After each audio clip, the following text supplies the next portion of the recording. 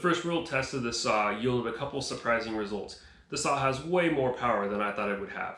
The 14-inch bar is nice for that little bit of extra reach, and it definitely seems to have the power to use the full bar length.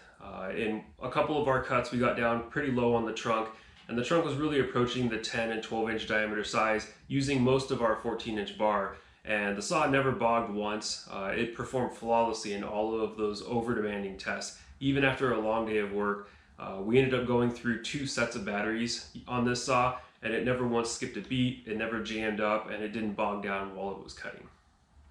One other conclusion that we found after running the saw all day long, much like we'd expected in the previous video about the chainsaw tests, this saw is a heavier saw. It has 2 batteries, it has a larger motor, it has a longer bar. It overall is a heavier saw and approaches or slightly exceeds the weight of a traditional gas saw, looking at like a steel MS-201.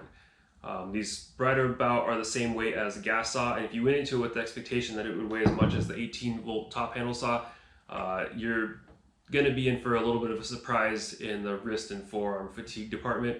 At the end of the day, you could definitely feel the weight difference between this saw and all the previous experience with the 18-volt saw. Needless to say, having the additional side handle makes a lot of the work a lot easier. You don't always have to use it as a top handle saw. You can definitely use it two-handed for stabilizing the cuts or just taking a little bit of extra weight.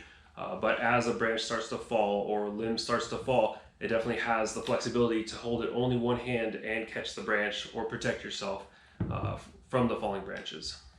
After having used this saw all day long, this is really going to be my go-to saw for most jobs, it seems. It has the convenience of the top handle saw, while it has the power that approaches the M18 rear handle saw, and the 14-inch bar is adequately long for a lot of the jobs that I'm going to pick up using a saw like this. The one minor detriment of this saw, it appears to go through batteries faster than the 18-volt Makita version, and it just means that we need to bring more batteries out to the job site and potentially bring a charger out with us. With the dual bay rapid charger that Makita offers, it's a fairly quick recharge for the 2 batteries, using another set of 2 batteries to power the saw while we're charging.